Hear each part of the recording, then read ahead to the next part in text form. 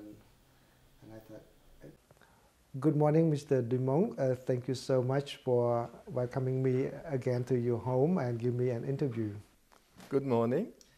This October will be the 6th anniversary of the passing of the late King Norodom Sihanouk. So what do you remember about his legacy from your point of view as former brother-in-law of him? Well, you know, this was an extraordinary man with many facets. So there would be many things to say about him. One of the things I remember most is his love for French cuisine, good food, good wine. He would invite my wife and I in very good restaurants. His favorite was La Tour d'Argent. He loved foie gras. When he visited Paris, we always went to a specialty grocery shop, Fauchon or Ediard, to buy fresh dates. He loved fresh dates, even though it's very sweet and sugary. And yeah, foie gras, he always loved, champagne. It's only a little later that he would not eat as much because he said, I would like to eat that, but my doctor said I should not.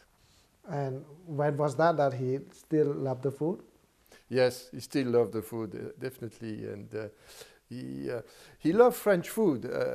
Really, that was his fantasy. He knew the chefs very well. I remember the chef of La Tour d'Argent. They were close friends. Oh, thank you so much for sharing this personal anecdote about him. And what about politics?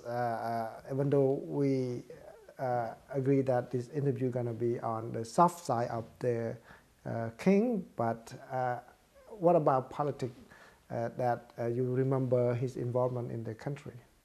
He did not speak of politics with us very much, but what I remember most was his passion for his country.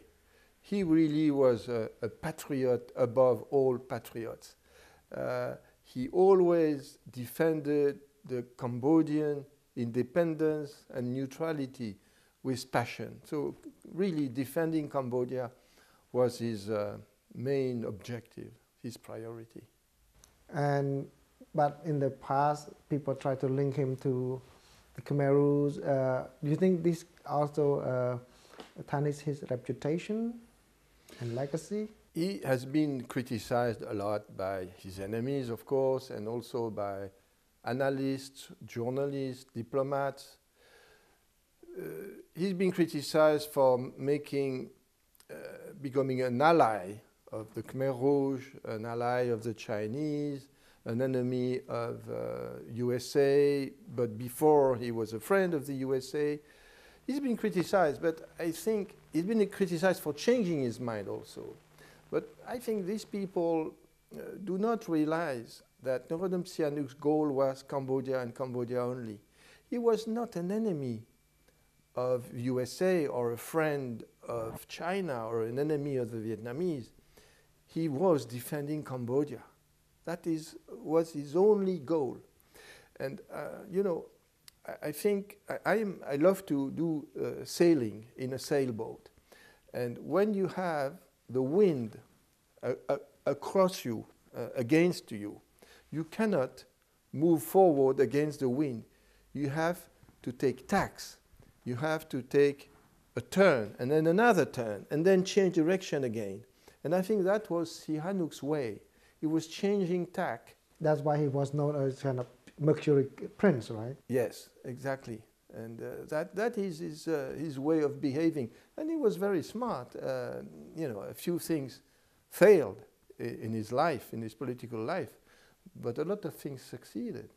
Have you ever seen him kind of stressful? Because he was high in Cambodian politics, and during the negotiation for the peace agreement, is there any sign that he was stressful in doing that job? I only saw him once, and many people told me this was rare. I saw him once completely depressed. He was down. We were in this hotel where he resided, in La Fer en Tardenois, where all the negotiations took place with the Vietnamese representatives and with Hun Sen. And on one evening, he had offered a dinner with a few friends. There was my wife, there was I, and 4 or 5 other people. And he was down. He usually never spoke about business, about negotiations, but this time he said, I think it's over. I've lost that game. It's over. It won't work. By the way, the Vietnamese say, I'm coming to the end of my roll of paper. And that is probably true. And there was a big silence. No one dared say anything about that. And against all rules, I volunteered something. With the angry look of my wife, I said, well, you know, Monseigneur, as we called him, you have used us to see you coming to the end of a roll of paper, and immediately after that, starting a new roll of paper, and I'm sure this is what will happen again. So everybody was relieved that I did not say anything insulting, and he laughed. He was frowning at me at the beginning, but when he saw this was a compliment, well, even a flattery, let's say things, then he laughed. He liked flattery, but you didn't have to do a stupid flattery. Yeah, but no one would dare to stand up and challenge him in the past, I've heard. No, no one. At these dinners, the rule was you would never speak unless you were asked a question by Norodom Sihanouk. So no one would volunteer anything. Everybody would only approve what he said and answer the questions. For example, he could ask me, well, Yves, what do you think of this duck that is being served? Or Yves, what do you think of the French president? Or do you think, do you think things will change in France? So that is the only case where I would say something. That was a very small piece of advice at that time during this a stressful time for him. And did he ever ask for your advice later in politics or anything else? The only case where I remember he shared something a little political with me was much later. He had become king. He came to Paris. That was his last visit to Paris. And during that visit, he, of course, had an audience with the president of the French Republic. And he was angry. He said, I'm very angry with Mr. Chirac, the president. And my wife said, hey, why? What happened? Well, he said, everything went fine, except I asked him, Mr. President, please help us. We are part of ASEAN, which includes countries with using English language, such as Malaysia, Singapore, Thailand. We in Cambodia have a history with the French language, and other members of ASEAN, such as Laos and Vietnam, have the same. Please help us, support us, that ASEAN uses 2 official languages, French and English, not just English. And Jacques Chirac said to him, well, you know, Majesty, this is a lost battle. Let that go. Use English like everybody else. So he was furious because no one... Because of his love for the French language and culture. Exactly, the love for the French culture and the French language. And by the way, Norodom Sihanouk spoke French to a level of perfection that very few people, even in France, can reach. Maybe kind of aristocrat French, high-class French. Yes, yes, he... Maybe the French president thought of economic factor because ASEAN get together for economic reason and security reason, and English is easier, maybe dominate the regional bloc, and the king was thinking about his love for culture. But in your own opinion, what language should ASEAN use? Both language or English or French? Yes, I think they should use French, not only because French has been spoken very much in 3 of those countries, not only because French is a language for culture and literature, but also for economic reasons. French will probably become the 3rd or 4th language spoken in the world in 20 years because of the rise of Africa. And Africa has a lot of economic growth. Now it's growing even faster than Asia.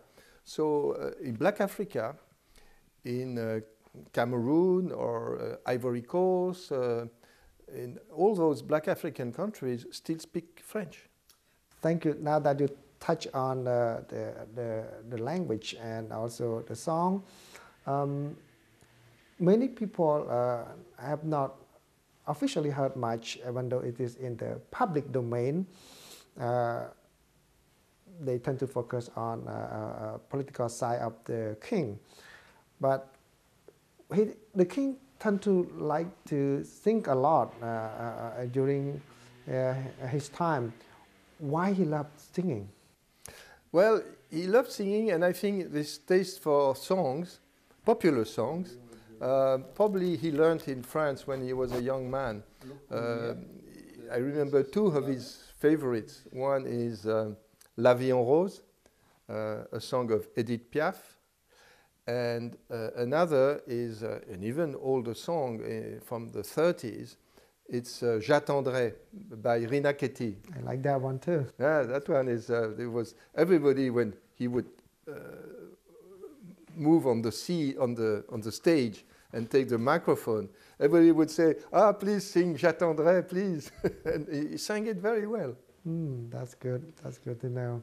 Probably, I have one memory. That's my wedding with the princess in November 1983 at a very nice place in Bois de Boulogne called Le Tir aux Pigeons. We had organized the date so that he could attend, and he made us the honor of attending our wedding party. And after the dinner, we never asked him to do that, but he volunteered. He took the microphone, stepped onto the stage, and started singing, and he sang for about an hour, which surprised all the guests because they did not realize that he was such a good singer and that he would spend an hour singing for us. That was good. And now you talked earlier a little bit about the king went back to Cambodia after negotiation and also election in 1993. Did you ever visit him when he was in Cambodia? Yes, I visited him twice when he was back in the royal palace as king. I had 2 audiences. The last audience was probably a year before his death. That's 7 years ago. And I remember he was tired and sick, but I will always remember he was up the stairs of that room where the audiences take place in the royal palace, and he came down the stairs with difficulty just to say hello to his sister and to me. How close were they, your wife and his other brothers? At the end of the king's life, they were very close, all 3. He had 3 half brothers and sisters. One was my wife, Princess Norodom Sihanouk, who became a member of parliament and the head of the Committee on International Relations. The other one was Prince Norodom Sihanouk, who took a lot of responsibilities in the government. And then there was a third one who is much less known, Prince Norodom Sihanouk. He was very discreet and modest, and he didn't want to have much relationship with the royal family until a few years ago when he moved to Phnom Penh to retire. And that's when he became much closer to the royal family, to King Sihanouk, and he was very supportive of the king ceremony and the Queen Mother just after King Norodom Sihanouk's death and funeral ceremonies. And how was he as a father to all his children, the prince and princesses? That I cannot say much about. I had never a very close relationship with his children. The ones I know, of course, is Princess Bofadevi. I know her quite well. Prince Chakrapong, I don't know much. Prince Ranarid, of course, I know a little better because he was the head of the Funsimpek. My wife was part of Funsimpek. And of course, his son who became the king at the time, Prince Sihamoni. I see. As I promised in the beginning that this interview focused mainly on the soft side of the late king, but there's one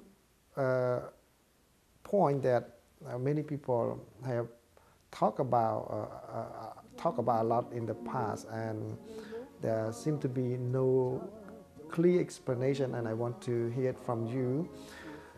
In his last years, the king sang a lot, made album, and people speculated that was because the king was stressful of political situation in the country. What is your view on that? Yes, I think that's a good interpretation, because when you think about it, King Norodom Sihanouk, during his entire life, was extremely energetic. He spent a lot of time and strength defending his country in very complex and even terrible situations. So everybody would wonder, how does he stand all that stress? And I guess singing and maybe filming, making movies, there were the two diversions that helped him change his mind and think of something else.